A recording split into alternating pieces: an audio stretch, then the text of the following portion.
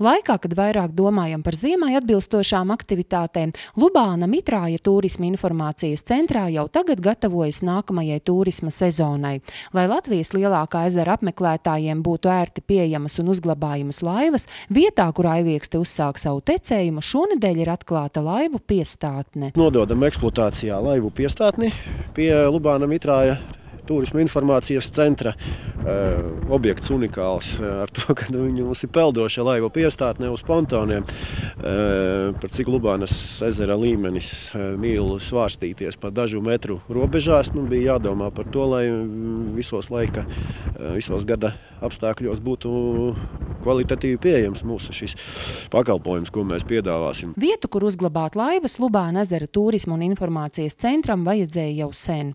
Pieprasījums pēc laivām ar katru gadu arvien pieaug, tāpēc vajadzēja domāt par to, kur tās novietot. Arī garnaģi līdz šim viegli pieejamās laivas jau bija iekārojuši. Tagad Lubāna laivas varēs novietot slēgtos boksos, ko novēros uzstādītās videokameras. Galvenā ideja, kāpēc mēs šo projektu realizējām, šis ir Eiropas zivsaimniecības fonda finansējums zveja iekšējos ūdeņos un konkrēti ūdens resursu, zivju resursu aizsardzībai.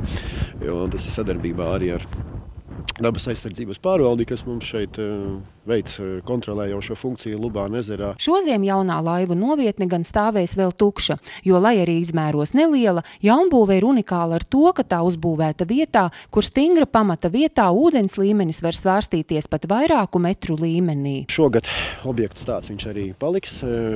Ļoti cerēsim, ka mūsu būvnieka kopējā ideja būs izturējusi ziemas konkurenci un viņa strādās un darbosies atbilstoši ūdens līmeņa svārstībām, kā mēs esam iecerējuši. Un tad pavasarī, tik līdz ledi pazudīs, tiks arī šeit ievestas laivas. Vispār ritē diezgan labi, tikai viens mīnus, nekas zemē nedrīkst krist, jo tas viss noslīgs. Līdz ar to tur apakšā ir noteikti kāds āmurs atrodams. Bet, principā, nekas tāds, jā. No vēja baidījāmies, jo starp citu vējš, te ir izteikti cauru gadu, te laikam ir dažas dienas, kad nav. Bija tāda epizode, ka tā māja gandrīz gatava, nebija atcieta, viņa bija aizpūsta tai stūrītī. It kā bija viens tāds brīdis, bet to mēs ātri atvilkām viņu atpakaļ un tā kā to mēs novērsām. Darbi ritējuši bez aizķeršanās.